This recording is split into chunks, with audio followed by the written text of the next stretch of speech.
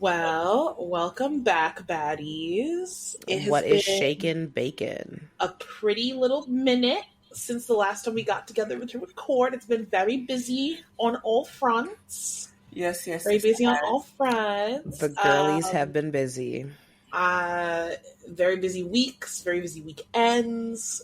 Not a lot of time for the people. I quit my job. Huh?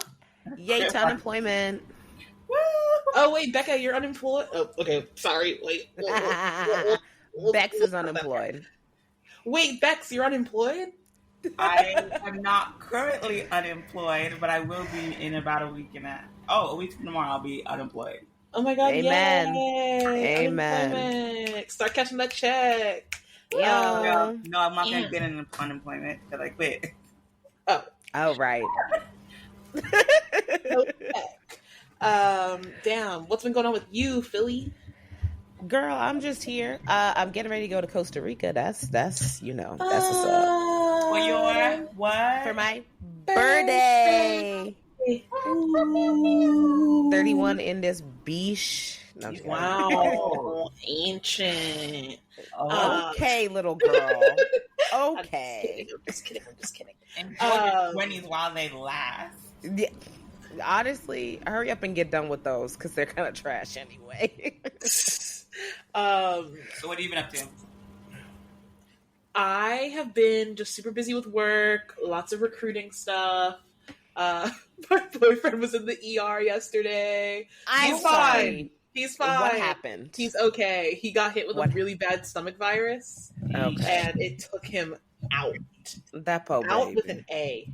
Po baby. That's how Not out with an A. Out with an A. AWT. Out. Mm. So he's Is he in the land of the living? He's in the land of the living. He is home. He is drinking chicken broth as we speak. So he can't even eat actual food. No, they told him not to eat. So Jesus, he's on that. He's on that chicken broth grind, but he is ultimately fine. He's ultimately fine. He so has long multiple as bed nurses tending to him. So long as he is still in the land of the living, that's what I care about. Amen. There you go. Only ups. African. What else has happened in the meantime? Wait, what'd you say, Bex? I was gonna say that's how you know he's not African, because a true African will just be like, let me just give you some pepper soup real quick. Just oh my gosh, just quick. No meat. The potato. I'm tired of that. Eat the potato. Some of us, and by some of us I mean me, being a good, loyal African daughter, attended my mother's African food party, unlike the two of you. I don't live in the same state. I don't even live in the same coast as you. That's fine. We live in a different time zone. Meanwhile, if you were really dedicated, you would have been there. I was just there this weekend, actually. I know. You were. I heard. Yeah. I heard. It was good. In other news, Wicked is coming out soon. Oh, the movie, right? Wicked the movie is coming out soon. With Ariana Grande. With Ariana and Cynthia. Shout out Cynthia. And Cynthia Erivo. I forgot she's in there. Mm-hmm. So that'll be fun. Love it. Yeah. Anything else from the baddies? I don't believe so. I think that's pretty much it on a life update. Yeah, we ain't got too much going on too crazy, you know? I'll save some more of my bigger news maybe for next week. Or what is the bigger news? This is scary. You already know it, but it's all right. We do? I don't, but... Oh, okay. It's fine. We'll share it later. Okay. Let us know off the pod. Yep. Off the pod. Alrighty. Well, we don't have a race this weekend. Obviously, it's being recorded the week before the U.S. Grand Prix. So, instead, we're just each going to cover some F1 news stories for you. We're going to get fun with it. We're going to get funky with it. We each chose these, so these are not coordinated. If they're all over the place, that's not my problem. But I will jump in first. My first piece of news, as we all know, I love to land in the house of Red Bull. Oh, naturally. It has to do with Helmut Marko, because of course it does. Helmut Marko went to the press saying that Max is going to win the championship because of Lando's mental weaknesses. And I'm putting quotes around mental weaknesses because he said that, I didn't. Okay. He said that Lando is mentally weak and has weird pre-race rituals, and that's why he won't win. Please tell me he actually said weird pre-race rituals. I can pull up the exact quote, but he referenced that Lando has weird as fuck pre-race rituals and is mentally weak, and that's why he can't win the championship. Oh, now, weird. Sorry, what was that? I said, what are the weirdest fuck rituals? That's a great question. That is not something that I Is it am even aware public of. knowledge? I'll tell you. Are his rituals public knowledge? I do are not they? know. Huh? No, I think we're asking if the rituals are public knowledge. She said she's a no. No. Here's what Helmut said about Max. He is the best and the fastest, and above all, has the mental strength to theoretically fight for a title more than Charles Leclerc and Lando Norris. We know Norris has some mental weaknesses. I've read some of the rituals he needs to do to perform well in the race. So I guess somebody somewhere has written down the rituals, but I don't know what they are. I didn't look up what they were because this was mostly just me talking about Helmut's comments. And I want to give a preface to say, I don't rep Lando as much as the next bitch down the road, you know? However, Lando is not going to lose the championship because he's mentally weak. It is not a problem to have mental health issues. Anxiety does not make you a weak person. Mental health issues and disorders do not make you a weak person. Okay? Somebody needs to snatch the mic up out of Helmut's hand and get that man moving. Okay? Lando's going to lose because he's not a world championship contender. Not because he's mentally weak. It's because he's not talented. There's two completely separate things going on. I also think, no offense, but I think every single one of the guys on that grid has some type of mental health issue. Absolutely. They're driving cars at 200-300 miles per hour. Not one of them is 100% mentally sound. I don't think you could be mentally sound and put yourself in that kind of danger week in, week out for fun. Absolutely not. There's no way. One of them is quote unquote mental. Like, they might be quote unquote mentally strong, but the thing that Helmut's referencing is that Lando's been open about his mental health challenges. I'm like, sorry, my king. Max? Max? Max needs help. Mental health Max. I put my man Max on a therapist chair. Oh my God. And it's lights out. Like, we can start all the way back from having what Yo said his daddy. Yeah. Because this is my man Max, who his child toy was the dress his mother birthed him in, and you want me to believe that there's nothing going on? No. Back that up. I'm back. What? I'm backed. So Max, Max actually has a couple documentaries about him. I want to say Max is on his second or third documentary about him.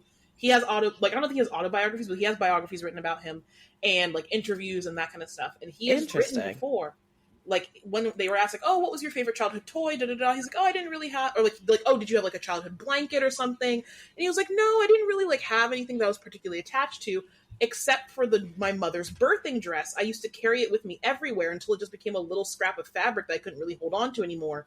I'm sure it's still somewhere at her house or my dad's house." And I'm like, no tea, no shade, my man. What? But that's unique and interesting. I will call it unique and I will call it interesting. There we go. We can leave it there. Yes, it's unique. It is interesting. And I don't think we should be commenting on mental health issues across the grid. No, not because even. You are throwing stones inside a glass house. You are an 81-year-old man commenting on a 25-year-old. I do not think we need to get into this. But all that to say, it is a talent game, not a mental strength game in this regard. And it will be because of talent that he loses, not because of Helmut. Not because of a mental weakness that he has because he has anxiety. Come on. That's just philosophy. That's just foolish. So that was my first piece of F1 news. My second piece of F1 news is a little bit juicier, but also not as, I was going to say not as slanderous, but he came for slander. So, Bonotto, old F1 Ferrari team principal, soon to be Audi team principal, I guess had an interview where he talked about Audi, he talked about his time at Ferrari, and he had some choice words for a couple of our choice people on the grid. First, he took a swing at Fred, saying that Fred has made 0 structural changes to Ferrari since taking over as team principal, essentially implying that he ain't done shit to better the team since Bonotto left. To my understanding, the structure of Ferrari has not changed. I would argue that Ferrari's doing pretty consistently better since he left. I feel like okay. Yeah, I think from what Ferrari was like from race to race unpredictable last season. Like they could be have pole position one week and then going out in Q1 the next week. The strategies were abysmal. I'm not gonna lie, the strategies are better, but not that much better this season. Yeah, like I don't think that Ferrari is like a whole new bitch, but like at least we're not watching Fred Vasseur wag his finger at Charles Leclerc in the back rooms to fucking discipline him randomly. Like I would say the vibes at Ferrari are better. Like the vibes are undoubtedly better, just in terms of like I'm not opening up the press to see random team interpersonal shit that's going on at Ferrari anywhere near as much as I was back when Bonotto was there. So when Bonotto was there, like how bad would you say it was? Like, okay, so there's a couple things that I think happened under Bonotto. I think that whole thing where they were doing the illegal fuel thing that then like FIA kind of brushed under the rug, but that like fucked up their car after they were forced to change it. I'm pretty sure that happened under Bonotto. What was the illegal fuel thing? They had this thing where they were redirecting more oxygen towards more oxygen towards the engine than they were allowed to. Via some like loophole, but it wasn't really a loophole. It was one of those things where it was like cheating. Yeah, like they were fucking with the measuring system. Where it was like they hadn't actually found a loophole, they just found a way to trick the measurer for the rule. And so then they eventually got found out. I think that happened under Bonotto. All of the car reliability issues where Charles's car was blowing up, Carlos' car was blowing up, like all over the place, where they lost like 200 points in a season due to car unreliability. Oh my God. That was under Bonotto. The finger wag was obviously Bonotto. All of the Carlos camp talking shit about Charles, that was under Bonotto. Like all the drama with the sponsors, like being weird about Charles and weird about Carlos under Bonotto. And Charles? Yes, girl. Oh, that's so sad because they seem kind of cute now. Okay, all right, okay, no problem. Relationships. Yes, professional relationships, girl. They gotta sell product. Listen, I've been getting clips of the boys. They're starting to grow on me a little bit. Okay, you can do your own Twitter deep diving into why being a C2 fan doesn't make much sense. But that's okay. That's for you. That's for you. Why is it a C2 fan? I'm not going to ask. We're not going to get into all that. Carlos. Oh. Carlos. You know what? Hush. Okay. Hush. Freaking weird place. What? I said F1 fandom is such a weird place to be sometimes. Because I'm like, C2, what are you talking about? Technically it's C squared, but I just didn't feel like saying the word squared. I'm not going to lie to you. Okay. All right. Our other piece of news is, not other piece of news, but more of Bonotto talking shit, is that Bonotto also said that if it had been up to him, he would not have signed Lewis, and he would have backed Charles 100% with a teammate that could help him win a WDC. Ladies, how do you guys feel about that? Championship. He doesn't think that Lewis could help Charles win another. He thinks that there's going to be competing interests. Oh, which I mean, he's right. There will be competing interests because I definitely think Lewis is not going to be like, I'm just going to quietly play. Charles No, of course. He also just recently said he wants to win. But I also feel like who is that person on the grid? Who's also good? Yeah, like who you get? Yuki? Sorry. Put my King Yuki in the Ferrari. Put Yuki in the Ferrari. But like, put Yuki in the Ferrari. Who was available? Like, I'm trying to go through who was up. Carlos was I think he just would have re-signed Carlos, is what he's saying. But I don't think that Carlos is not a team player like that either. No, Carlos is a dog. It's in the wrong way. I think he would be worse than Lewis. Oh, absolutely. Because Lewis at least has some level of like public propriety. Lewis's mama ain't gonna tweet Charles has no honor. Oh my God. In the middle of a goddamn race. Like, God. please.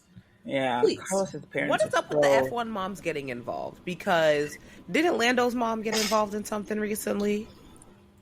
I don't even know somebody else's. Was it Lando's or was it Oscar's mom? Was it? I mean, Oscar's mom. Oscar's mom is a great social media presence. I love her. She recently did an interview with the Red Flags podcast. That was great. Schumacher's mom just said something. Oh yeah, because when bitches were talking shit about her baby boy. It was Schumacher. But yeah, he said that he wouldn't have signed Lewis, and that he would have backed Charles 100%. I mostly find this laughable because Bonotto had the opportunity to back Charles 100% when he was team principal.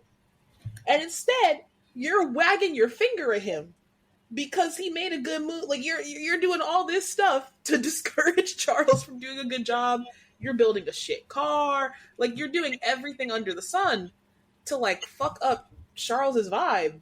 And then you're like, well, I would have backed Charles 100% and given him everything he needs. And I was like, you were his team principal. Why did you do that when you had the job? You didn't. That's what I was about to say. You were and you didn't. So I don't know. I feel like, to me, Bonotto seems like a very jilted bride left at the altar who now is like, oh well, you weren't shit anyway.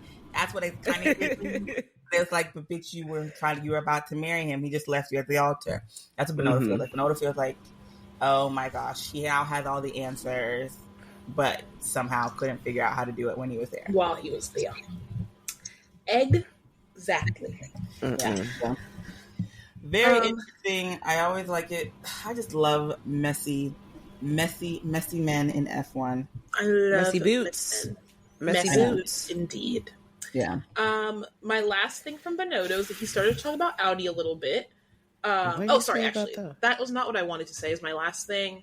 I did want to note that, like, one of my main issues that I find with Bonotto's like thought process with this all is that there is this like lie that he's telling in this that like team principals and Ferrari in general like back a driver, and that they like do what Red Bull or McLaren do, where they're like, you're our driver, and it's like, no, Ferrari backs its own like religiosity and mythology and its own legacy.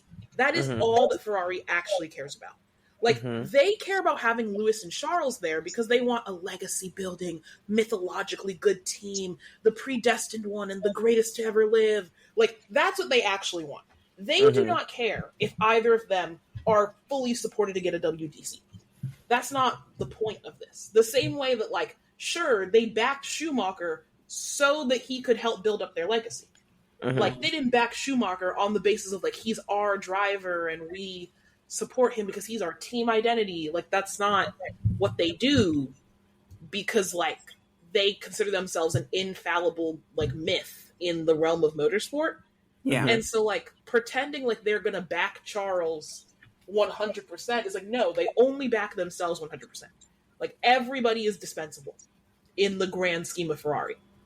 Like, that's not how this works. And so I thought that was also laughable, where I was like, you yourself, Bonotto, treated Charles badly for that exact same reason.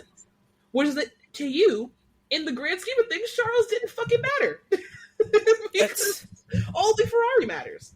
And Charles is not Ferrari. Like, there's no reason to be making these arguments about, like, oh, we're gonna back... That doesn't happen. This is the one team where that's not a thing. So, like, I don't understand, like, just wanting, putting team first as the team principal, but I think it's the sort of, like, creating this alternate universe now, post your Ferrari days. Yeah, he's delusional. But that's to be expected. We all knew he was delusional. So. Okay. And I actually kind of like Bonotto. Well, I wouldn't say... I didn't dislike Bonotto when he was in Ferrari, but I feel like post Ferrari days, I don't know, he just seems a little bit bitter, and it's leaving a crappy taste. What is he doing right now, anyway? Is he just retired? Well, he retired and now he's the Audi team principal next year. Yeah. Or maybe he's the Audi team Right. principal when Audi becomes Audi, so in 2 years. Yeah, so I'm saying, like, what is he doing right now? He's just in retirement. Talking Yeah, shit. I guess. Okay. Maybe he's Just talking grinding, being like a technical guy for the team Mm-hmm. while they get their lives together. I'm just curious. I'm like, so what is he doing that makes him feel that he needs to step out and make comments about Ferrari? Girl, But you know, he's just in It his own doesn't la la take land much. wanting They to might- say. Guys, to they put mics in front of them 24/7. I swear, Clearly. sometimes they walk around with one. Helmut stands up there looking for a mic to just say some stupid shit. What is Helmut's actual, like, position within Red Bull? Let me look it up for you because it's like advisor. I think it's literally just advisor. And Helmut is an advisor to like the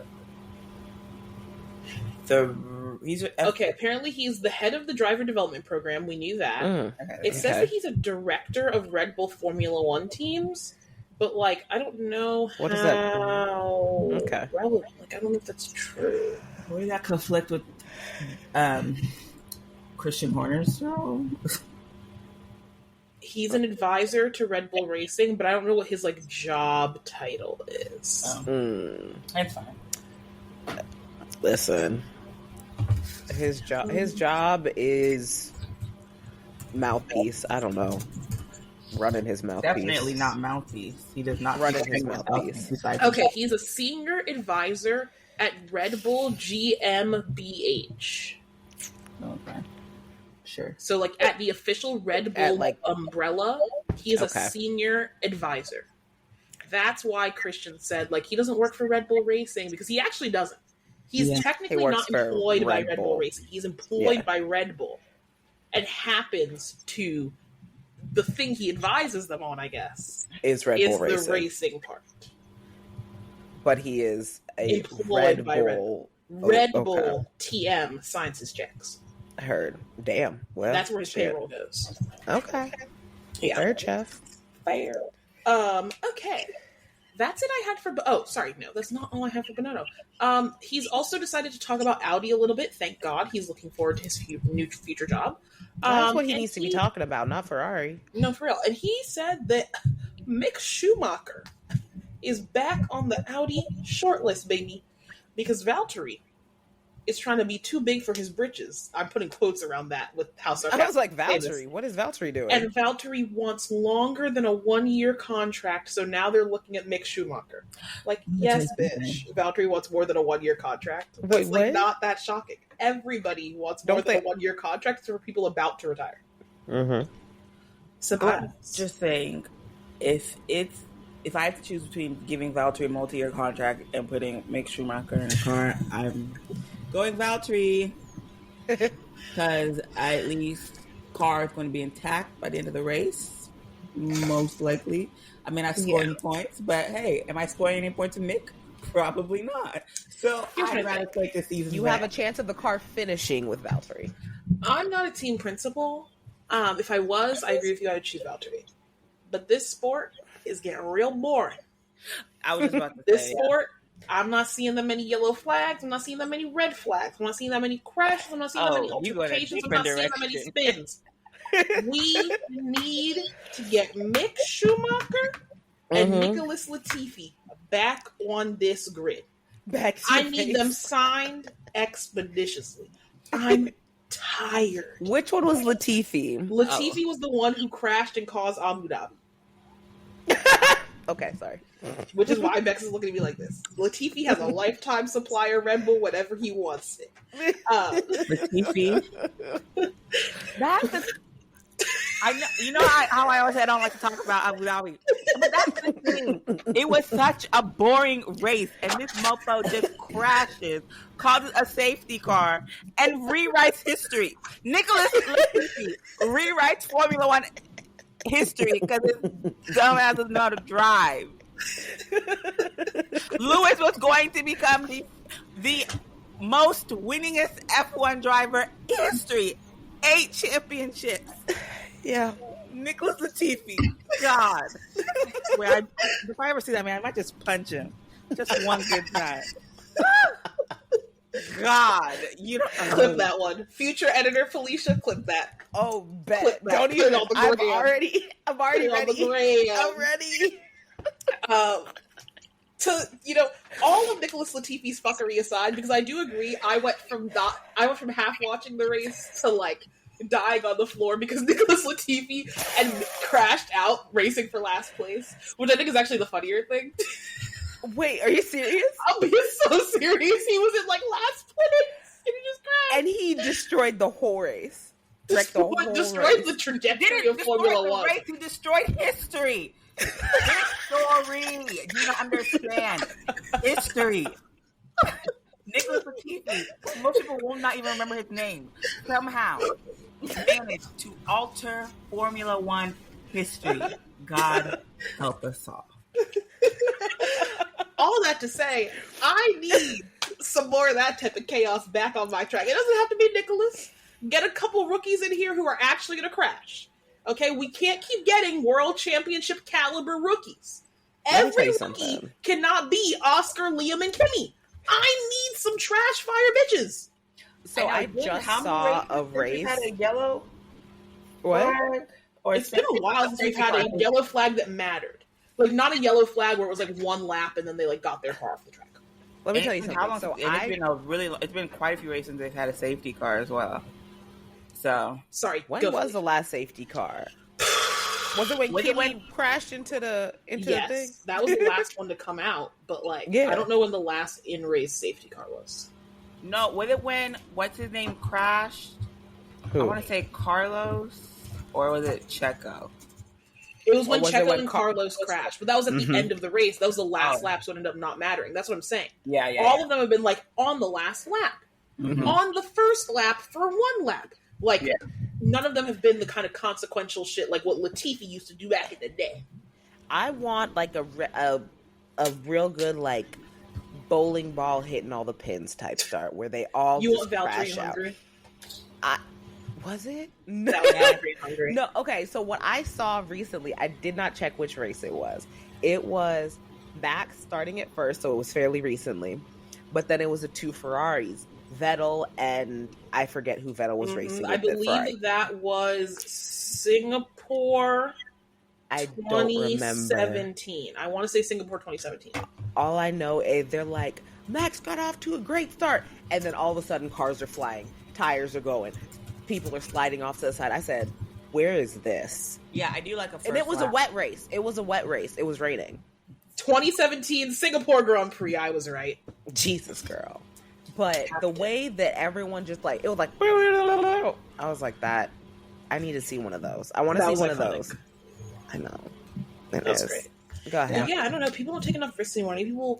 And listen, if it takes Mick Schumacher combined with a little Kimi Antonelli action, a little, is there another rookie coming on the grid next year? Pinto. A little Ollie Bierman, a little Ollie. If Ollie and Mick in those back markers can make things a little bit fun and funky. So when you originally said you were like, oh no, I'm leaning towards to make the grid is getting a little bit boring, I thought you meant like you just wanted like fresh blood. I was like, oh yeah, I feel you. Then you were like, no, because I need chaos. I was like, oh, we're on the wrong path. I need a little. I do not think Formula One should go this long without safety cars and red flags. I think that's what's getting everybody a bit stir crazy. I think everybody's getting a little stir crazy because every race weekend they have nothing to actually talk about. That is true. I know. I feel like every week we get like some sort of weird conspiracy, some like the same sort of talking points over and over. There's nothing else to talk about. Team rules. Yeah, there's nothing else to talk about. So it's like we need somebody to crash out. We need some sympathy posts. We need this bitch is a pay driver, get him off the grid discourse. Like COTA is in this coming week. I don't know. COTA can be an interesting race, but I don't remember there being many safety cars in COTA. I can't recall any. I cannot recall any in COTA. Oh, safety. I don't think so. COTA did not really give me sort of what like. Well, I guess Singapore. We'll talk about it. I was going to say, is this like a mid type of track, or is it like a really? I mean, I think people always say it's a good vibe and like it's a decent race, but it's not like. It's not like I've always thought it's like a decent race, but it's not the best race. Yeah. You know, it's not a Singapore. It's not a... You know what? I actually like Sao Paulo. Was it Sao Paulo I like? Or... Everybody loves Sao Paulo. Yeah, Sao Paulo is a good race. Have we done Sao Paulo yet? No, Sao Paulo's coming up. Okay, good. But yeah. Yeah, I think it's an average one. I don't think it's not like a Monaco. You know? It's nothing horrible, nothing great. And it's also a sprint. Slight sidetrack.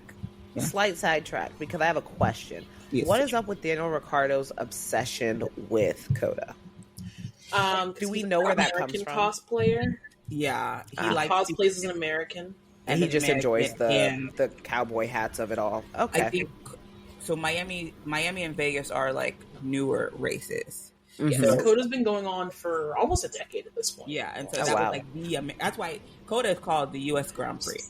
Yeah. Yes, I've been seeing that for that reason. So that was like a place for Daniel to show off his American spirit. He rode a horse. Yeah, famously rode a horse. Always got a Longhorns he jersey actually on. owns a house in Austin, if I'm not mistaken. Mm-hmm. Really? Yeah, he's gone full sense on the American dream. Clear. No, when he did the facial hair, like the cowboy facial hair, I said, okay, that's too much. Lewis owns a house in America as well. I only know that from some media I've consumed, but I don't know. I think I heard he owned a house in New York and one in Colorado. The Colorado house is what I'm thinking of. Oh, okay. Fancy. Yeah, that's what I've heard. I'll let the people know off the pod where I read about Lewis's Colorado house. It'll be an off the pod exclusive. Okay. I forget. But yeah, it's really weird, and I also feel like hey, that's not what people dress. When Daniel Ricciardo was out there dressing up on his version of a cowboy, I'm also like, sir, no, that's not a cowboy. He's offending your Texan sensibilities. He really is, and I'm like, yes, it's disrespectful. Like Austin isn't even that type of Texas. It's not the. Austin is very hippie. Austin is Portland is the Portland of Texas. You know? Yeah. Keep Austin weird. That's literally the slogan of Austin. So yeah. But well, I guess if it's keep Austin weird, he is being weird, so I guess he's on par. I don't know, but I'm not gonna lie, Americans eat it up. They do. Eat it up every single time. It's very annoying though. Because the amount of posts I see coming out just like, oh, we're not going to have Daniel. I was like, why are y'all so blown by him not being at COTA? Whatever. Anyway. Yeah. He's the honorary American on the grid. The honorary Texan, which is, again, makes me crazy. He's one of you guys. We don't claim him. No, we don't claim him. Please keep him, Australia. Tell that to the rest of y'all's people. Listen, send him back to the Outback, okay? He doesn't even claim his full heritage, so it's fine. What is his full... Oh, right, he's like Italian, ain't he? He is Italian. He is Italian, but have him tell it. If I'm not mistaken, he's fully Italian. He was just born in Australia. Fully Italian. He was just born in Australia. He's fully Italian. I mean, it's also difficult because Australia is just a country full of the descendants of the people who colonized Australia, so it's like they're not really anything. It was he's just Italian. But speaking of Daniel, I actually feel that there must be a segue piece of news in order for us to get into Felicia's news, because I realized we actually recorded before this happened last time. So, critical piece of news, listeners, that you certainly already know about because it's been 3 weeks. But Daniel Ricciardo has been axed this year from RB, Visa Cash App RB, and has been replaced with Liam Lawson. Wait, did they officially replace him with Liam? Because I heard that it was just a rumor. It's official? No, they posted Liam's in. Definitely posted, yeah. Yes, I missed it. My bad. Liam's in for the rest of the year. It is sort of up in the air what's going to happen after the end of the year with all of those seats. All of those seats being every seat but Yuki and Max's. So who knows what we're going to look like in actual 2025, but for the next 6 races, no Dean. Oh, I think that's where I think that might be where I was a little confused. They have no one in the seat for 2025. Yeah, technically. And I mean, the full on like blubbering that the internet did. Why were people so upset when it was officially announced? I know last time we talked about it, I was like, calm down. But I will say, from the stuff that I was able to like actually see on social media, it does seem like Daniel Ricciardo was sort of like the quote unquote or unofficial face of F1 for a lot of people, especially because of like Drive to Survive, where he was pretty much the main character. He was the first driver you came in contact with for Drive to Survive. He was the first story. I've seen 2 episodes of Drive to Survive, and I definitely remember the first one being exactly. He's the first person you meet. Yeah, and he's like the storyline I think is like he's leaving Red Bull, right? Yeah, it's like he's to go to Renault. Yeah, it's one of the central plot lines. So like once I actually took a step back after I was kind of like irritated with everybody. I was like, okay, like I think like Netflix or Drive to Survive put like this really like heartfelt post. Didn't even like Vogue or some sort of. I want to say it was. There were a lot of goodbye posts. A lot of people did goodbye posts. I was like, well, dang, I guess he meant something to some people. That's okay. That's unfortunate. I'm sorry to y'all. No, but like I think but I also feel like just because he's not on the grid doesn't mean you'll have to lose his personality. He could come on. He could still be in F1 with his personality. I see him becoming a commentator. I see him becoming a commentator of some sort. More befitting of someone than a driver at this period in his life. I think he'd be a great commentator, a podcast host, a social media commentary, something. Oh, he could do like a red flags type thing. I think we already talked about that. Maybe. But yeah, like I think he should still be involved with F1 in some sort of capacity. But I just didn't need him on the road anymore, especially when you have like a really good driver coming up behind him like Liam. So yeah, I don't know jack about Liam, but I'm kind of excited to see just a new driver again because I'm enjoying what the new rookies are doing. I'd like to see another little rookie. Agreed. Who was what? Oh, never mind. Sorry, my brain just was like, I was like, who are the rookies? I don't know. Y'all, leave her be. Leave her be. Yeah. I'm just saying, I'm enjoying the rookies. I think I'm gonna enjoy watching Liam Lawson. Yeah. I think. Well, I feel the same way you guys do. That I'm excited to see things shaken up. We can bid farewell to Daniel. Adieu. Yeah. Well, I was about to say, speaking of bidding adieu. We might not be bidding him adieu. Or somebody wanted to bid hello. Well, hello and welcome back and welcome home. Because apparently Daniel was supposed to get the keys to the city of Austin during COTA. But shocking. There is a rumor that he might still be getting it. That's crazy. There is a rumor that he might still be going to COTA and that he might still get the keys to the city of Austin kind of like as his farewell to Formula One, which I think is absolutely insane. Do you think F1 TV is going to put it as part of their pre-show broadcast if he does get given the keys? I bet they would. I don't think so. Really? Well, he's technically a retired driver as of right now. Like, if Jensen Button did something important, maybe they'd put it on there. Who is Jensen Button? You don't need to worry about who Jensen Button is, girl. Okay. No, I don't know. Maybe it's just me. I find that like the British media, they're just so like not soppy like American media is. They don't care. They'd be like, "Oh, that's interesting. Look what the Americans are doing." I don't know. I don't. Well, yeah, but they love Daniel Ricciardo over there. Do they? Okay, I guess also too, it's going to depend on like. I don't think they would give it to him like actually at COTA. It would be like, girl, why wouldn't they? That's what I'm like. What? He's supposed to be selling. He's supposed to be selling Enchante merch. He has sponsored by Cash App right outside the gates of COTA. Okay, but he's not. So what are they going to do? They're going to actually like. They might do it at his pop up. Well, maybe not. Maybe. I was thinking when most people get keys to the city, they usually do it at City Hall. Yes. So, I'm not gonna lie. Actually, I think COTA is actually just a little bit outside of Austin city limits, if I'm not mistaken. Is it? I wouldn't be surprised. Yeah, because like I used to drive there to go to work, and it's not that close to Austin. Speaking of COTA, I have one more thing. Anyway, but yeah, I just don't think like what are they gonna do? They're gonna like.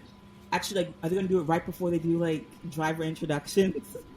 They're probably going to do it in a pre-show on fucking Friday or something when all we're doing is watching practice cars go around. I guess. Sure. All I'm saying is if the man can have a Cash App sponsored Enchante pop up after he just got fired by Visa Cash App Army, I think they might give him the keys to the city outside of COTA. Whatever. I mean, the man still has a paddock pass, I'm sure. Like, I'm sure he could still get it. Oh, absolutely. He probably doesn't even need a paddock pass. He walks up and they'll let him in. No, not quite, but okay. Well, you know what I mean. What I mean. Security chase down the driver to make sure. I've seen them stop Sir Jackie Stewart before. Because they let nobody slide at these events. I saw them stop Lewis, and he goes, "I'm a driver." And just keep walking. Right. Lewis with Roscoe. I was like, "Are you serious?" Oh, yeah, no, they do not. They don't play those kind of games in the past. I see. But yeah, wait, what was your other COTA news you had? Have y'all seen these damn trophies? Have y'all seen these fucking trophies? They're calling them the hero or the hero or whatever they're calling them. I'm so confused how this is not just like a Mickey Mouse trophy. It is. I'm like, these men are supposed to actually like be excited to receive this trophy. I'm like, Lando's gonna drop it. I thought it would be like it's a USGP. Like, I think it should have been something more like universally like American. Well, I guess Mickey Mouse. Hand them an eagle statue for all I fucking care. Or even like something this, because Texans love a good design of the state of Texas. Something. I saw in the comments someone's like, "Oh, what was the DJ's name? Dead Mouse." That does look like Dead Mouse merch. Yeah, Dead Mouse. I didn't know Dead Mouse was DJing. You know what I actually just realized? We're probably going to be treated with the utterly delightful sight of Greg Abbott this weekend. Oh no. He always goes to COTA, I think. Yeah. Gag me. To be honest, usually, and I'm not going to lie, we're probably going to get the whole lot. We're going to get Greg Abbott, Ted Cruz, if Ted Cruz is running. We're probably... Marjorie might even make her face shown just for a fun kiki. I'm not even surprised Marjoram. if Big Boy 45 wants to come down. Because we like to sit up here and pretend we live in these liberal cities. Ooh, we don't. We live it. We live in Texas, baby. We live in Texas. Speak for yourselves. Shut up. Okay, I rebuke. Well, we all don't have the benefits of living in a liberal state. No, of course not. And I am aware of the nuances of your geographic trappings. Yeah. Some of us live in a hellscape. Yep. But yeah, like I wouldn't surprise if we got the full, right wing. It's definitely. They're gonna be rolling deep. They're gonna bust out their cowboy boots and their guns and go roll on down to COTA. That wasn't nice. Trust. We're gonna see a couple holsters. We're definitely gonna get them. But yeah, apparently Pirelli is like the collaborator for these hideous things. The trophies. I'm kind of confused on what their contribution was to. I say the same thing. I think like the base is made out of like the tires or something like that. Like cool, the rubber base is like made out of the Pirelli tires or something crazy like that. The statue by itself, or like the trophy by itself, is cute. But then when you actually put it into context of like a Grand Prix winner is supposed to take this home, you're just like, no, I don't get it. I don't. Yeah. Especially in comparison to the other trophies that they get throughout the year. Yeah. There isn't really much of a comparison. I'm sorry. Yeah. Did I have any other news? Oh, this car launch, this livery reveal that they're possibly going to be doing in London in February of 2025. So basically, from what I'm understanding, all 10 teams are just going to release a new livery for the 75th anniversary of F1. Well, every year they do release, each team does release their liveries in some type of fashion. But like they're doing like special edition 75th year or something, right? Together. Stop. Girl. Where they might do it all together. Girl. To be honest, like I get I get it if it's like everyone's doing like a special 75th anniversary one. That's and they what want it's to supposed release to it. do, from what But I see. My thought process is to probably release like their own actual Have their own individual releases. They are not putting extra paint on them cars to celebrate no 75th anniversary. It's Girl, just not happening. They can strip. Listen, That's what I'm Red saying. Bull They're already gonna let us strip it know. off. Red Bull already let us know that they will let a little bit of paint stop them. Yeah, like they're not will doing let a it. little bit If of you paint stop think the them. Red Bull is gonna stop their streak of having Nope. the same exact fucking car Nope. since Max Verstappen joined, like they have had the same look to that car. The Max- only thing that's changed is technical regulations forcing the shape of the car to change. Max said, "I like this." They said, "Bet we ain't never changing it." I would be excited if like F1 made them do it. I think it'd be interesting to see what they would come up with, but apparently also it's going to be held at the O2 Arena, and they're like selling like Gen Pop tickets, and people are saying it's going to be absolutely insane and absurdly expensive. Oh, of course. Yeah, This is an event best live streamed. And to be honest, They said they're going to stream it on, well, rumors, it will be streamed on F1 TV and YouTube. to be honest, Mm. been in the O2. I don't understand why that's London's like biggest. That's Why are London. you tapping into London's city structure? I mean, it's So I pretty went like regular. what, last year, or the year before? I can't remember. No, it was last year. year before. Whatever. When you walk into it, it's like a mall, and then It is a mall. through the mall, and then you To go get to the stadium. and then like you leave, and there's like food, and it's like, and then you can go like there's outlet malls. So I'm like, I don't really understand this concept, but great, sure. It's London. They don't have space. They got to put everything together. I guess. New York at least has MSG. Yes. Oh, I went to MSG this weekend. I love the garden. Well, I didn't go inside. Let me back up. I just stood outside. Really? I saw some man staring at me, and I ran away. Okay, Beks. Girl, he was crazy. He was sitting there in a torn up hospital gown, and I blinked. Yes, welcome to New York, baby. No shoes. Welcome to New York. Welcome to New York, baby. I wrote the I could've subway for told the you first that. time. Oh, I'm so hell. proud of How was you. that? It was fine, but I was also like with Terrified? I was with Nana and Jay and Rose. And so Who's from? Oh. You took my Nana on the New York subway? Wait, you took Nana on the subway? Hold on. You weren't processing none of the important information. So why'd you take my grandmother on the New York subway? So okay, so sorry. Yeah, so I originally we were taking a train. Oh, I down. guess we should probably say what we're talking about, guys. So wait, hold on. I'm about to say. So we were in Maryland. We took the train down. I went with my aunt, which is Asa's grandmother, and then Asa's brother and his friend Rose. We took a train from Maryland to New York. Mm-hmm. We got into Penn Station. So I was like, I told your mother, hey, you just take Uber. Just take a taxi. Penn There's so many good Station taxis out of Penn. down to the ferry. Your mom's like, no, you need the New York experience. Just take a subway. I was like, okay, sure. New York What? experienced It's her the own fact- mother. It's the fact, exactly. It's the fact she did it to her own mom.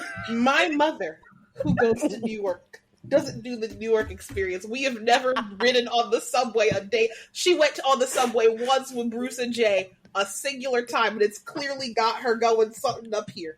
Every other time we've been to New York, we're in a taxi or we're in an Uber. Everywhere. Yeah. Nana? My sweet Nana on the L train? Because as soon as we got, No, not on the L. No, we didn't get on the L. We got on like the one. You probably got on the E or the, No, the or maybe one. the one.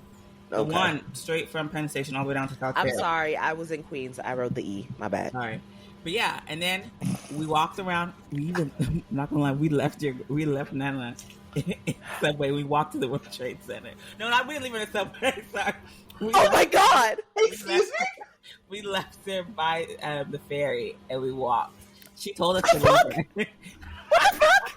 You're off the pod. You're off the pod. What do You're you kicked mean off you the did- podcast. left Nana at a ferry? We were gone for less than an hour. We walked to the World Trade Center. I'm thinking 20 minutes. I'm thinking 10! It was like a 20-minute walk one way. Oh my God! My dear sweet Nana. I told her to stay in the restaurant and chill. She was like, "No, I'm fine." So she stood. Oh, so she Nana. sat there. But I love her so we tried much. to be quick. We tried very hard to be quick. At first, we were going to go take Uber to get cookies, and she was like, "An Uber to go get cookies." And so, then I was like, "Maybe we'll Uber," but it's so much traffic. I was like, "Let's just walk." It's faster to walk dang near anywhere. It's either walk or take the subway. So that's what we did. It's the fact that I don't care about any of that except for the fact that you left Nana. She was fine. She made it home safely, and she had a good time. I'm sure she did. Nana will have a good time doing damn near anything, but that doesn't mean leave her. Listen, I love Nana, and she had a good time. We all did. It was fun.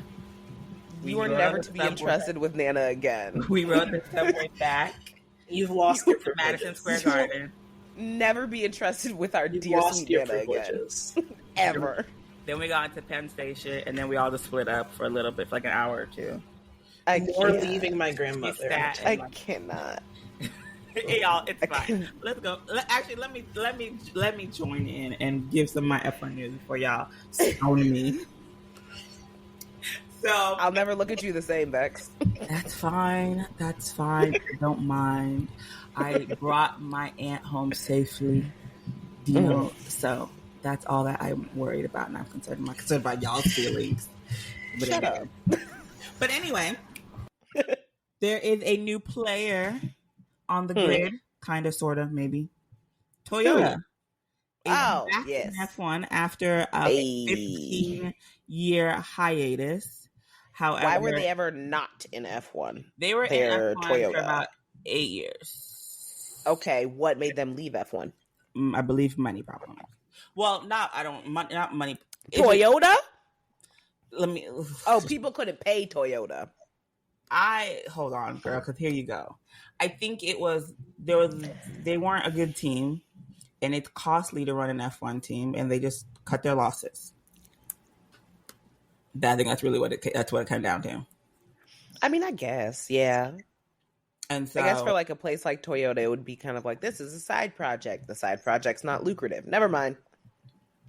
Yeah, kind of, sort of. Okay. But they continue in motorsports. They are also really. Aren't they in NASCAR? Yeah. Now I was just trying to find the word. I thought so. Yeah, they're in NASCAR. But yeah, they are. Are they in IndyCar? Girl, let me finish. Dang. I'm sorry. You have all these stupid questions. I'm sorry. I have questions. You're such a nuisance, I swear. I'm inquisitive. You have anything to be inquisitive.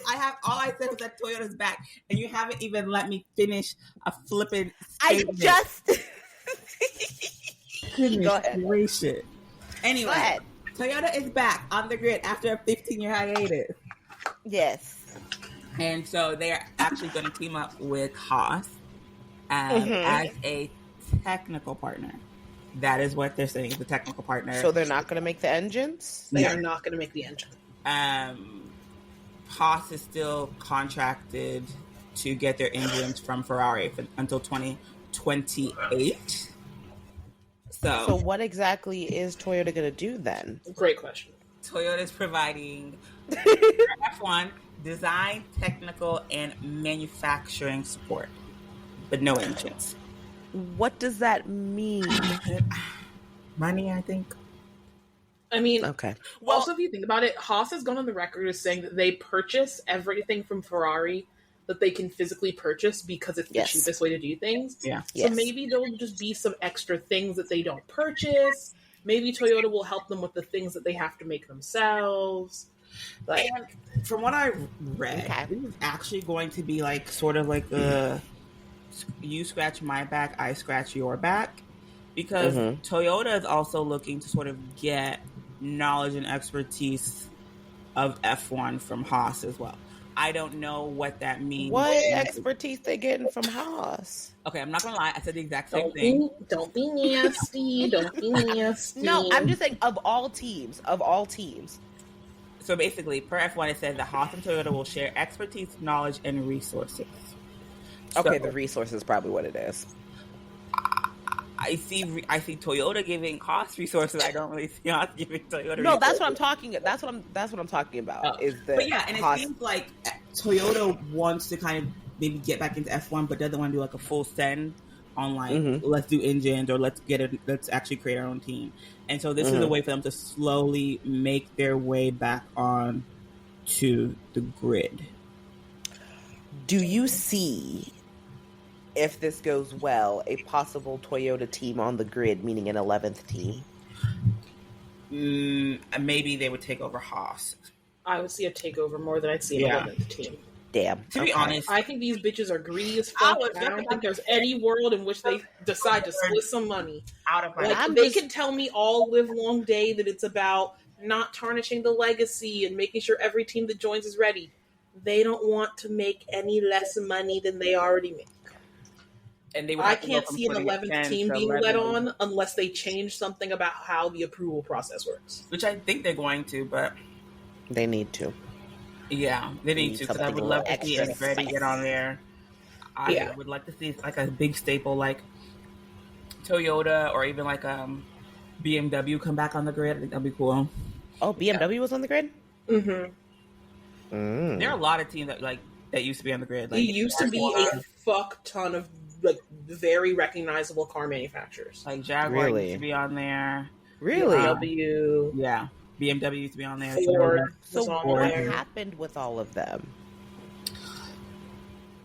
Money. They got bought out. Yeah. They got transferred over. They realized they could still be in motorsports and do it through like IndyCar, NASCAR. And it's nowhere near as expensive as F1. Like, what's the long race called? WEC? Huh? Endurance car, WEC?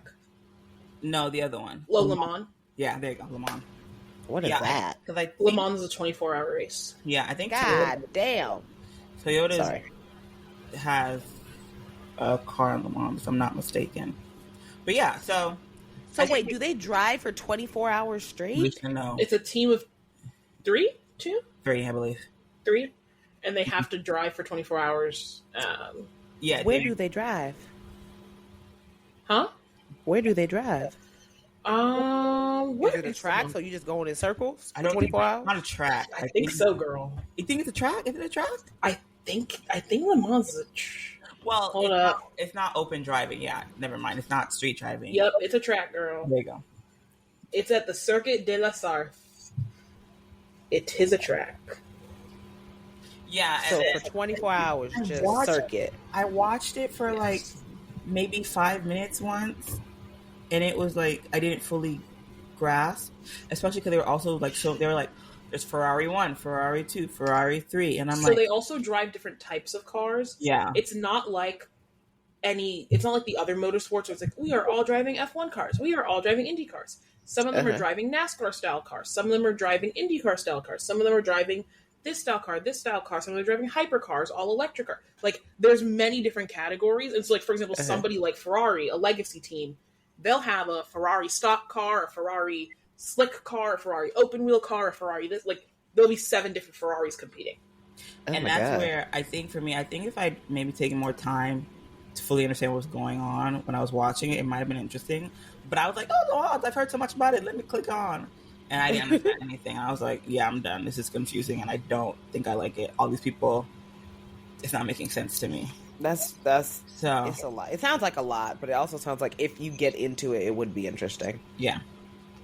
But yeah. Okay, sorry. Sidetrack over. Toyota good. Oh wait, and also too, their partnership is starting as of this coming weekend. So the Toyota Gazoo Racing branding will be on the Haas livery at the USGP. Toyota what? That's their livery. It's Toyota Gazoo Racing.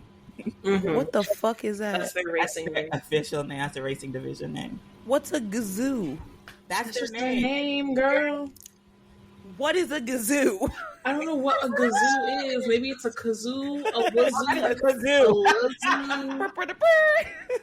I don't know. Gazoo is not a word. Gazoo is just what they Gazoo is not a word. I'm just trying to figure out where is it. Okay, anyway. You asked too many questions now because I don't know. We don't know about all that. We weren't in the room when they named the company. But yeah. Well, the room where it Gazoo is the name. Wait. Gazoo, which means image in a language that I'm not aware of. I assume the language from the country Toyota origins from. You mean Japan? Is the name of a portal site that Toyota was involved in establishing, I guess. Okay. So that's the simple answer for you. Okay. Not simple at all, but an answer. Yeah. Okay. Well, yeah. It's okay. I'll do a deep dive later. Yeah. All right. Well, my last piece of F1 news has to do with the F1 driver, but not really any F1 specifically. So Lewis Hamilton, our beloved Lewis Hamilton, or maybe I should say my beloved King Lewis Hamilton, will be serving as co-chair of the 2025 Met Gala. Met Gala. Yes, golf clap. Snaps for him. Would you like to let us know what the theme of the Met Gala will be next year? So I know that they've announced the theme of the exhibit at the Met. So the theme of the Met exhibit is... Why am I blanking? Sorry, guys. Super fine. Oh, it's super fine tailoring black style.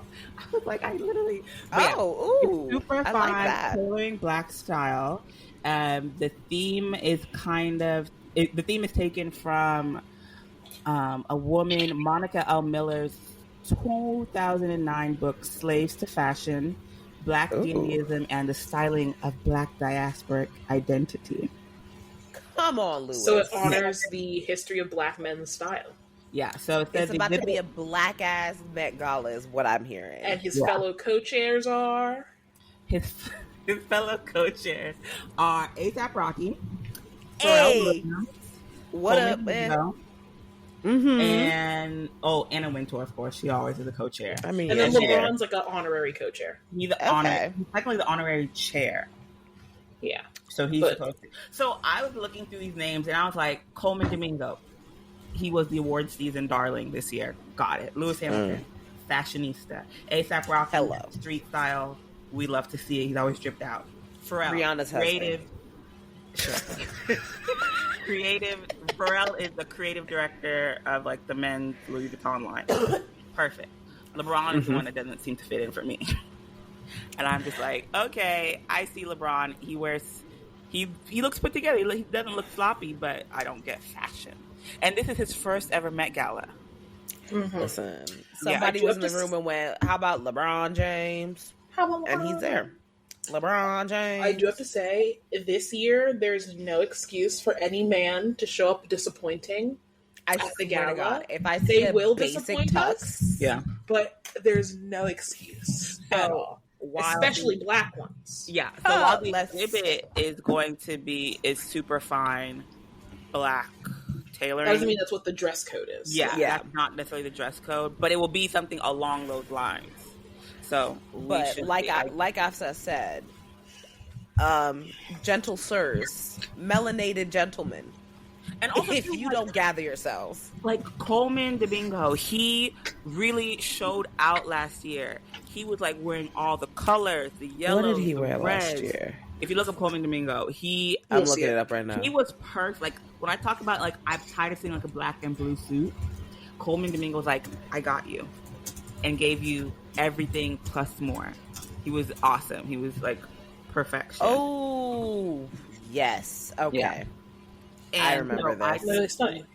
Definitely given like a template of how not to be boring. And I also think, but I will say the one thing about the Met Gala that kind of irritates me is a lot of these celebrities who come, they are kind of beholden to the designer that is dressing them. So a lot of times they don't really get to choose. And there are times where the designer just wants to market their clothes. And I think that Anna Wintour should ban any designer who does not design to her theme. Who was it last year? Chloe, I think, had like four celebrities. I think Zoe Saldana was one. They were literally in just slip dresses last year. It was abysmal. I'm like, what? I'm like, you just wanted to show off your clothes, and that's fine, great. But then that's not what this is for, though. But that's not what that's for the after party then. That's what New York Fashion Week is for, what the after party is for. Yeah. That's not what the Met Gala carpet is. In my opinion, Anna, the streets say you're a bitch, babe. This is where you need to put your bitchery to good work. Start banning these bitches. Have you seen any designer that does not want to adhere to my dress code every year? You are hereby banned, baby. They need to get guidelines. They need to get guidelines. Nobody wearing you will be allowed onto my carpet. They will be checked at the door for who they're wearing, and they will be turned away. The thing is, there's a difference between not adhering to the theme and just not getting it. There are some people who try and just miss the mark. Yeah. The year that it was camp, many people were not camp. Many people did not look camp in the eye. They didn't. They didn't get it.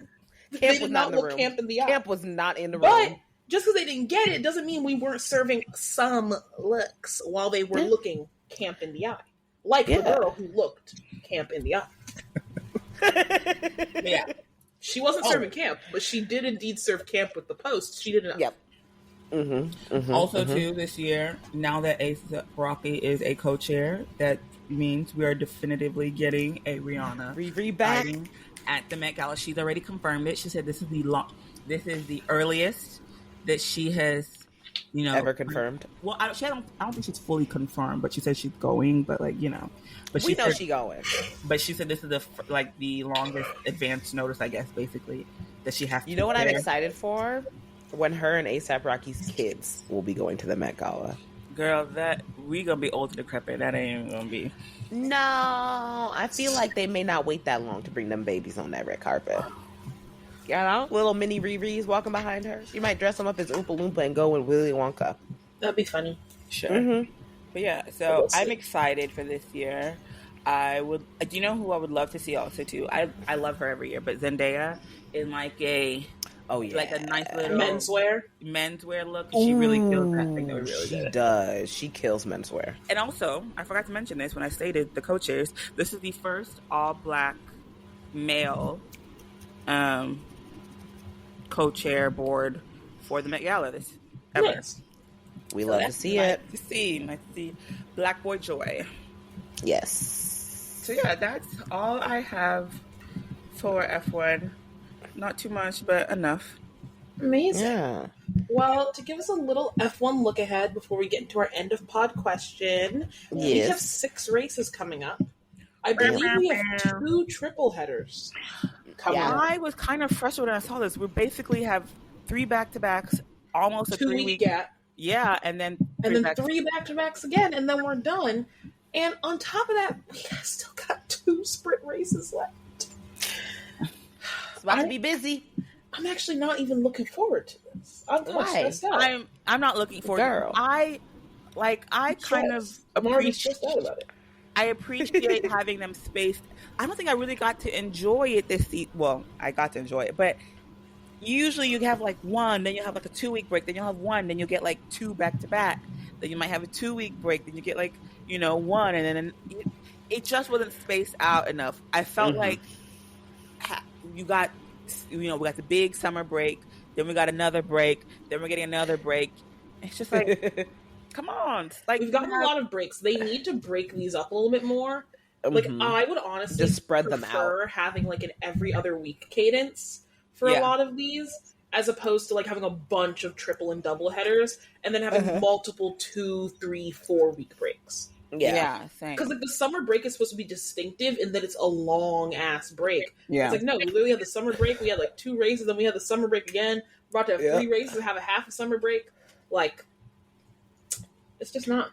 I'm doing a quick look at 2025. Oh yeah, and I see. It looks all right. Let me tap into that. Let me tap into this shit. Yeah, I think that there's like Okay. This one's a little bit more spread out. This one is more spread out. I'm seeing a 14-day gap between Miami and Imola. Yeah. And then I'm seeing a 14-day gap between Barcelona and Montreal.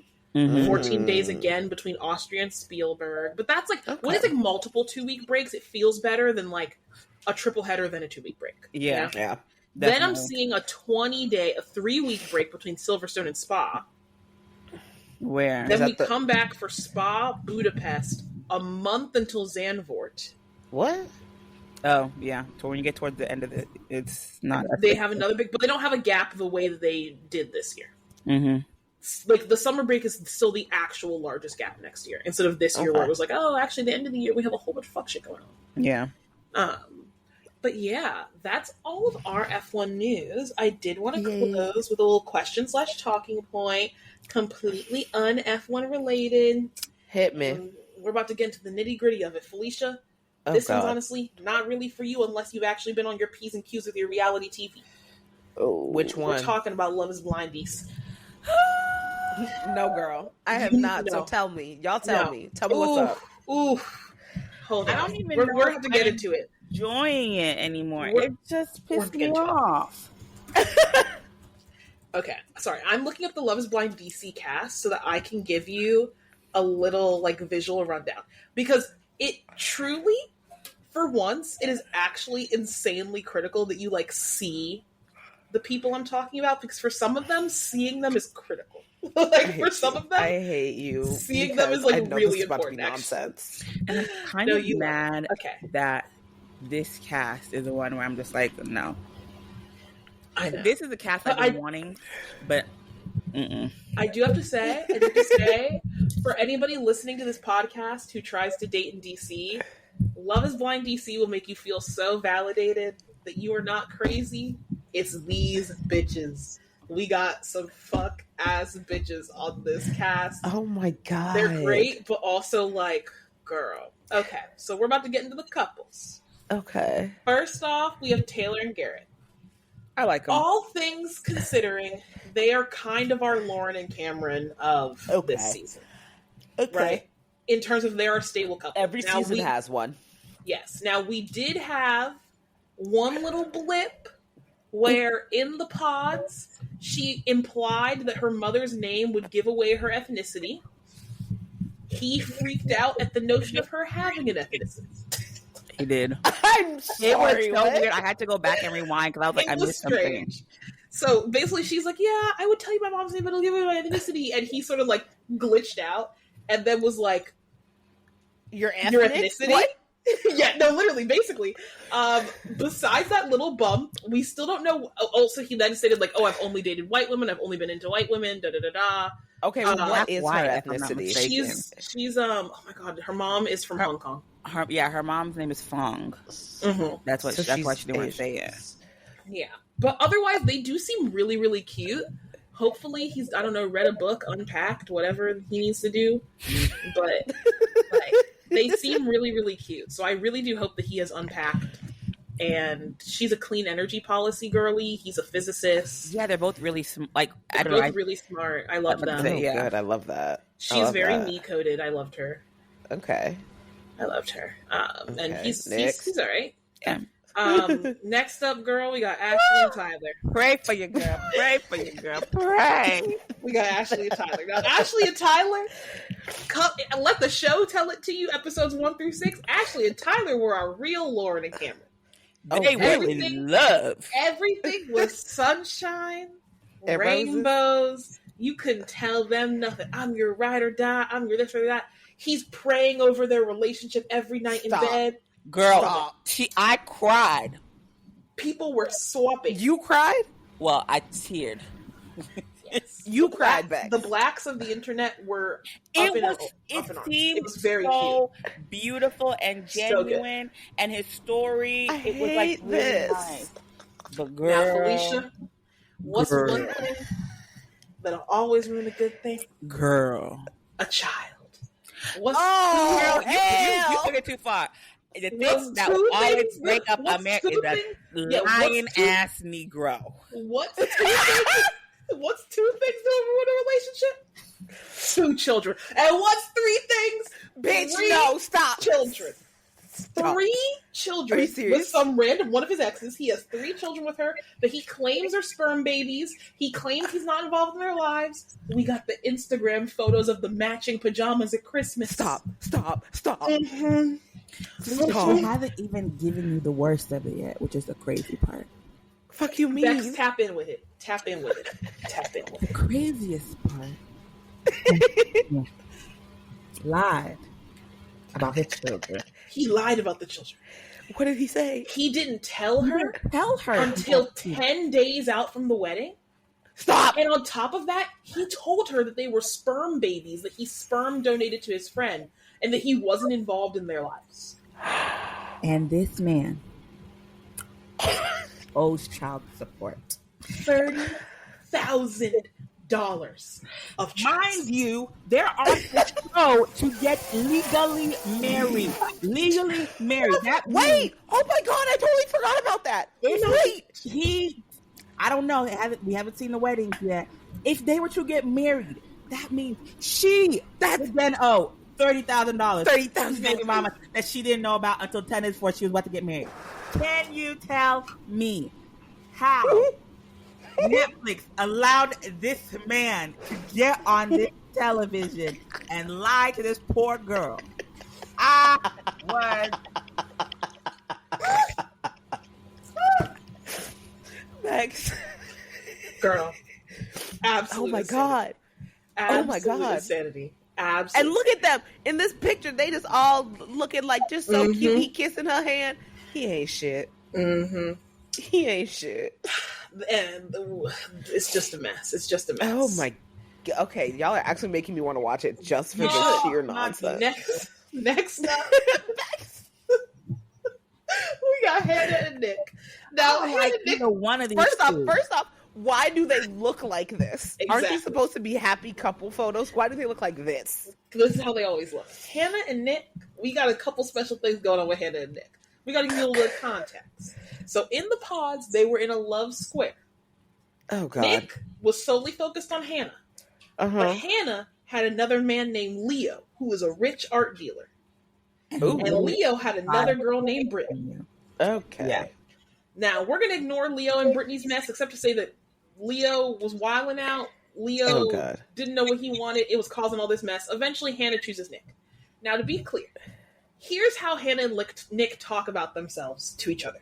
Hannah says, oh, guys only ever want me for my looks because I'm hot, so then they treat me like a piece of meat. Right? And then Nick says, maybe I just got it right. I'm like a smaller Henry Cavill. I'm like Travis Kelce. He explains to her. He explains to her that he's a kicker. Okay? So I don't know why she was too taken aback, but they meet. He's clearly happy. He's like, she's cute. Good. You should have seen the look on her face when she first laid eyes on him. It was harrowing. She almost forgot her ring with him. And almost didn't take her ring. Stop. Stop. So she's been making him pay for her not being into him at every turn. Now, do I think that Nick is really annoying?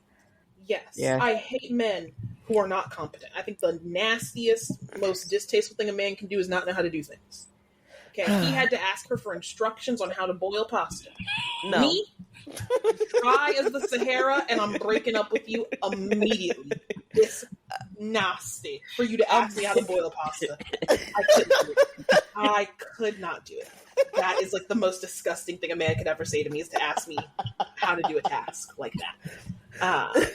It's just crazy. How to boil pasta was crazy. I actually paused the TV when that happened.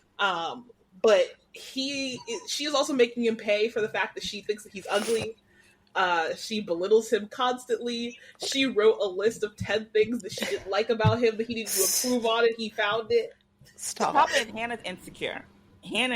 Also true. Hannah used to be the hot young thing. I mean, she's still young. She's the youngest on the cast, but she's 26. She used to be smaller. She she gained weight, and then she lost a little. And then she lost them, and so like she herself is really insecure, and I think she's just halfway projecting onto Nick as well. Nick has I feel bad for him. Projecting her fear of his dissatisfaction. Yeah. Into like treating him like he's acting dissatisfied. Yeah. Which is the one thing I will give Nick. Nick has given no indication that he's not into Hannah. Yeah. Oh, he's just I feel incompetent. bad for him. So I'm saying she should break up with him because he's incompetent. Not because he's like not nice to her. Yeah. That's besides the point. So who knows what's happening with Hannah and Nick? Oh God. Oh God. Felicia. Oh God. Let's get into this one. We might have more layers to this than Tyler and Ashley. Okay.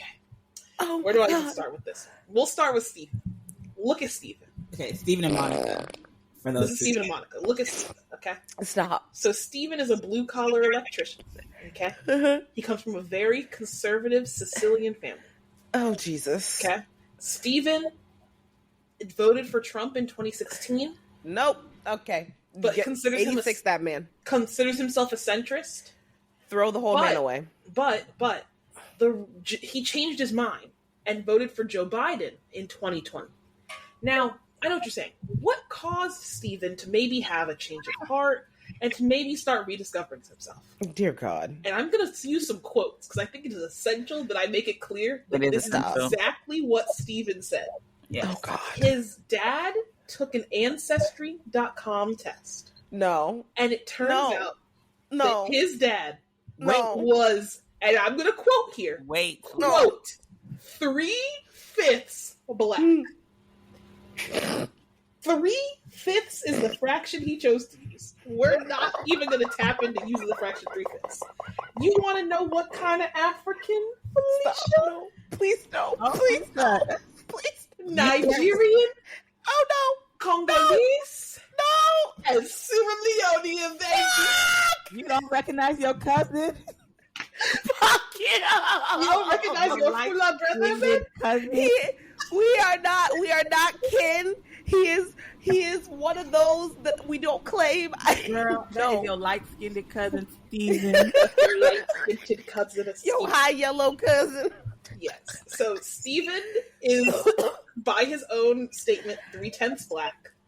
And so that caused him to go look up books and try to connect with his West African heritage. No, he did not. Yes, he did. Now, Monica her way through all of this. She loves that Steven is 3/10 black. She loves that. She loves a lot of things that she loves a lot of things. Love. But yes. anyway.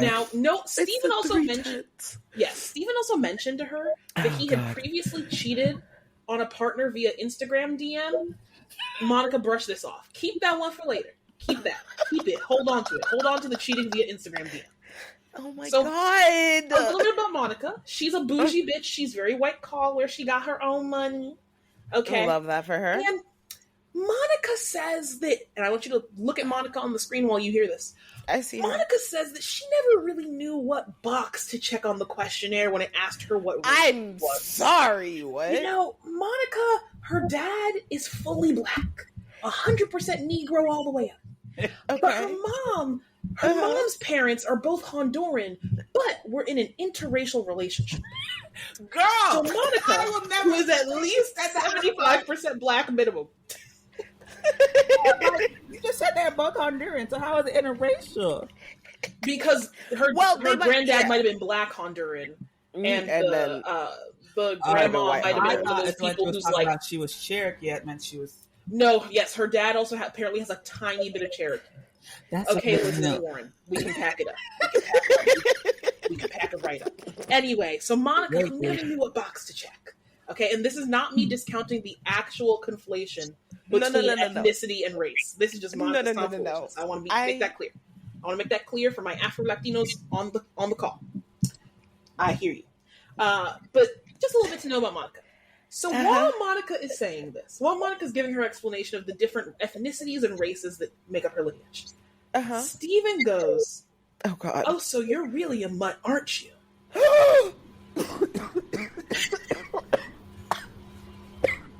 The only appropriate reaction to be the only appropriate reaction.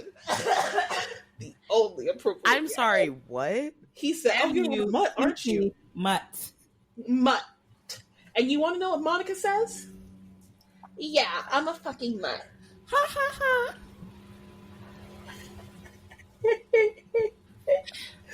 Bitch. Mm-hmm. But wait, bitch. Pick me. Yes, but clearly wait, there's more. But wait, bitch. We already start to see problems because there's clearly a incompatibility between the two of them. Really? He was supposed to give her flowers. He didn't. And she's talking about, I want you to like actually give me things. Like I like giving gifts is one of my love languages. And he says to her, well, I know you're not materialistic. So you wouldn't want me to get you something really nice, like a Kate Spade bag.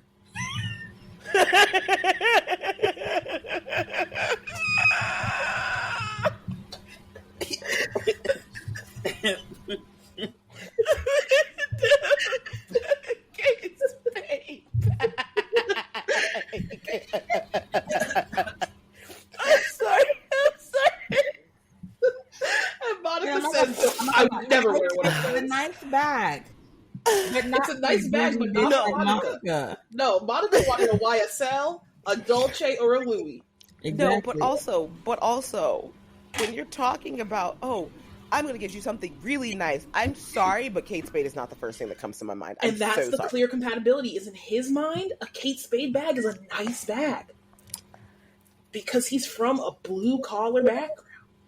I mean, a Kate Spade bag can run you a couple $100. It is a nice bag, but like in that particular context, I'm talking the YSL bag. You know what I mean? It's like get back to get like you'll get for like when you turn 13, your mom's like, oh, you need a nice bag. Exactly. So, or you're like, I need a good solid work bag. You go get a Kate Spade tote. Exactly. So some other things about Steve and Monica, later they're at a couples event. He's talking to some other guy. He doesn't go with Monica to go look at the fireworks. And when she comes back, he explains to her that he was talking with the other guy about how, after the show premieres, there's just going to be all these women in their DMs wanting to suck their dick. And they're going to really have to... Sorry! That's a quote. And they're going to really have to figure out how to work with that temptation and not, give in. There's going to be so many women in their DMs trying to suck their dick.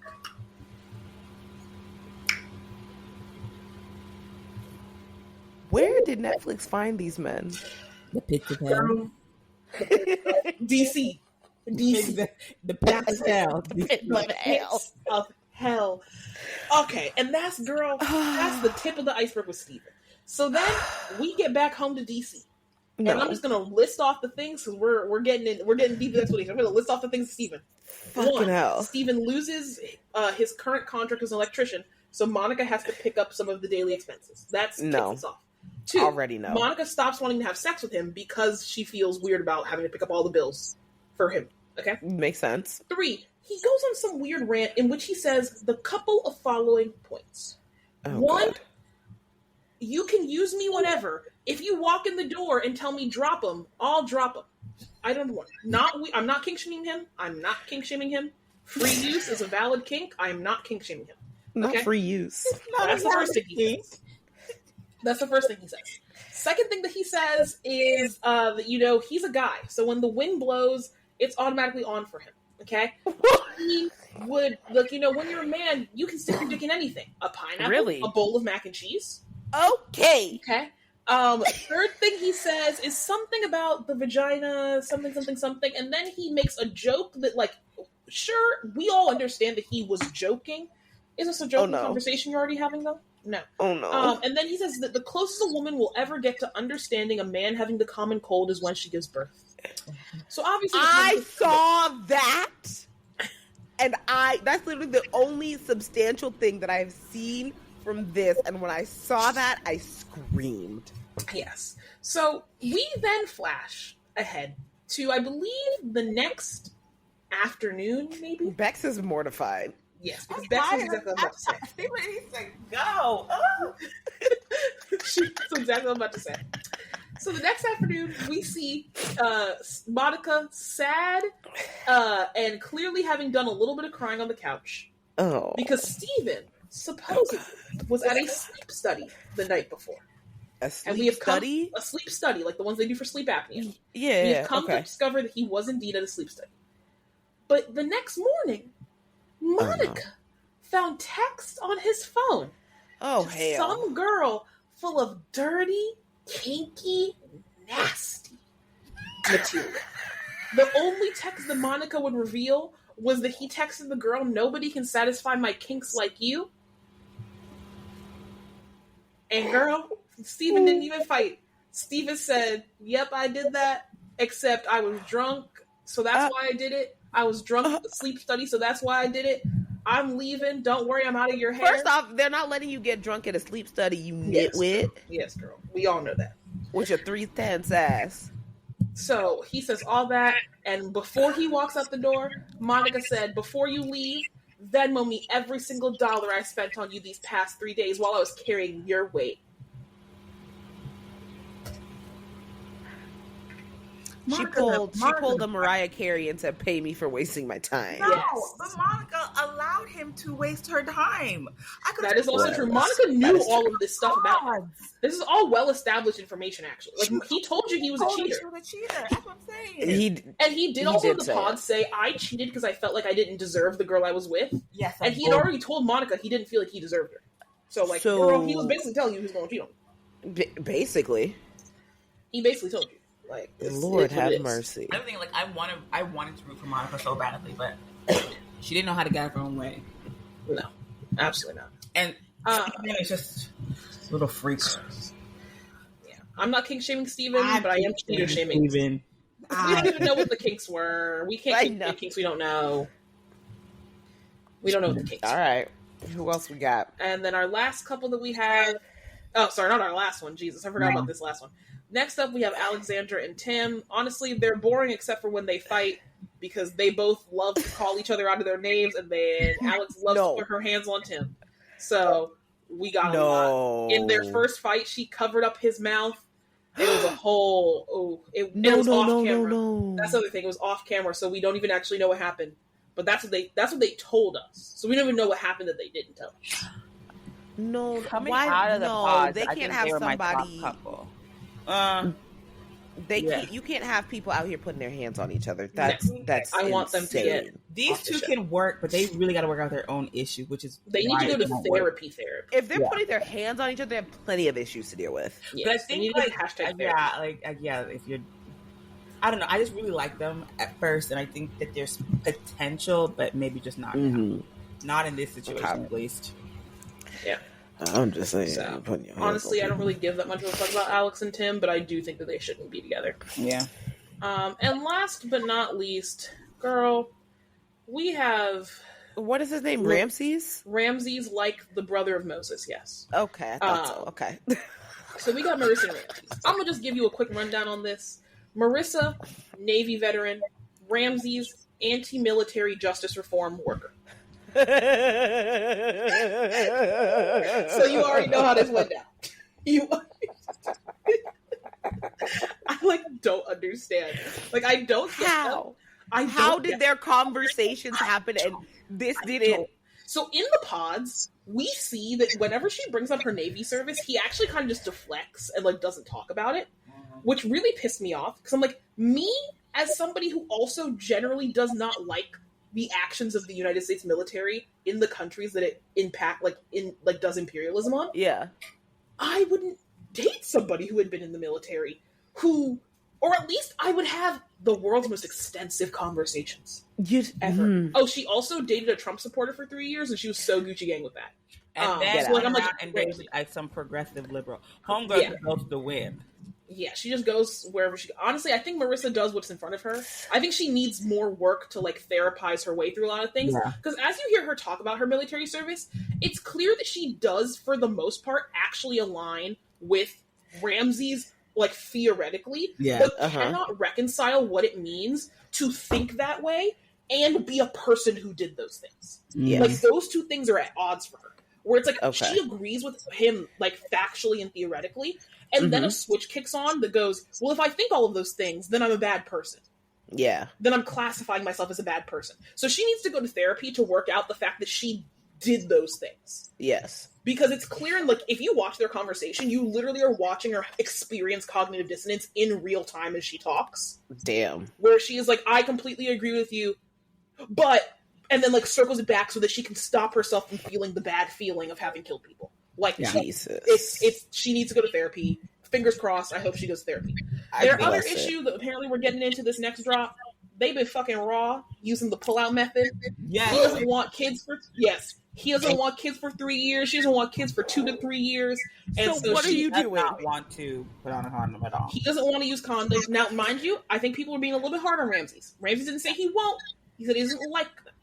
We haven't seen the second half of the conversation where he might refuse. And then I'll be on his ass like everybody else. But so far, he just says he doesn't like them, and she does not want to have an IUD, which is real. So we'll see how that goes. Honestly, I think this is going to end There are with options Ramsey outside of an IUD, ma'am. But well, no, she doesn't want to use hormonal birth control. Which, like, yes, then she could use copper, but copper fucking sucks. Yeah. Okay. Are you done? Sorry. I'm done. You got it, yeah. Okay, so real quickly, you want to make predictions on each couple? I'm making my... Okay, I can't make predictions because I actually saw the marriage licenses, so I know who gets married. Okay. Well, I'll make my quick one, and then I'm going to ask you to tell me after we're done. I think... Not Steven. Taylor and Taylor, I think they might be the only couple that makes it to the altar and actually says yes. Okay. Damn. Marissa and Ramsey, I could see them saying no, but, like, let's just... Continuing to date. Yeah. Because they give me those weird hippie, like, let's just continue. No at the altar or no beforehand? I think no at the altar. Okay. Damn. Alexandra and Tim, if they get there, no at the altar. Okay. Monica and Steven done.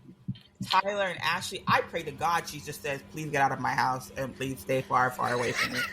I hope she... Wait, which one were those two? Baby daddy with 30K child support. Oh my God, get rid of him. Yeah. So, and then Hannah and Nick, I'm not even sure they're going to make it to the altar. I don't think they make it to the altar. Well, to be honest, they have to have more than... if nothing else, production's going to make one of these couples go to the altar. Just think no. I feel like Hannah and Nick are going to get to the altar, and they're both going to... It's going to be like a mutual no. No. I think it's going to be Hannah who says no. Oh, do you think Nick is really that obsessed with her? I think Nick...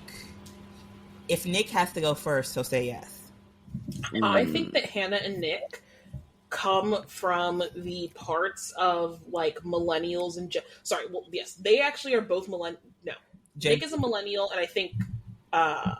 she's 26, She's right? Gen Z. Yeah. They come from the ones that, in my opinion, were raised by, like, older Gen Xers, where they think that it is very natural to resent your spouse. Like, they think that it is normal to think that your husband is stupid and annoying. And so she's like, well, no, my husband is stupid and annoying. That's just the way he is. The same way that I think he thinks it's normal to think that his wife's a bitch. That's Instead insane. of, like, you shouldn't think that your wife is fundamentally a bitch. Like, you probably should not marry a woman you fundamentally think is a bitch. Like, so that's why I could see the yes, personally, in my mystical world where I don't know what happens, and I'll tell you what happens after we get off this pod. Yeah. But, like, I personally think that is their issue, as of right now, of why they haven't broken up yet, is that they think it's normal to think your partner inferior to you. Yeah. Wow. That's absurd. That's, like, very common. Many women think that men are naturally stupid. Yeah, I could see them maybe, like, just... I also feel they're just naturally, young and... Naturally being the key word here. Intrinsically and naturally. Not socialized to be, but intrinsically and naturally. Yeah. Okay.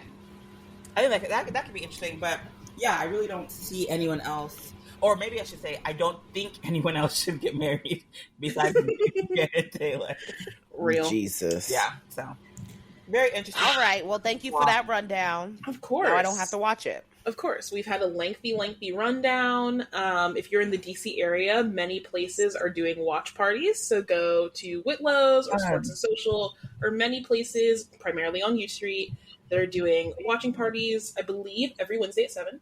I don't know if any of you are from DC, but if you are, go tap in. And yeah, next week we will have the USGP. I don't know if Felicia's actually going to be here on our filming day, guys. She probably so we may have a I will very be coming back into guest. town that day. You may have a very special guest on this here podcast. Woo woo. Potentially my only begotten mother.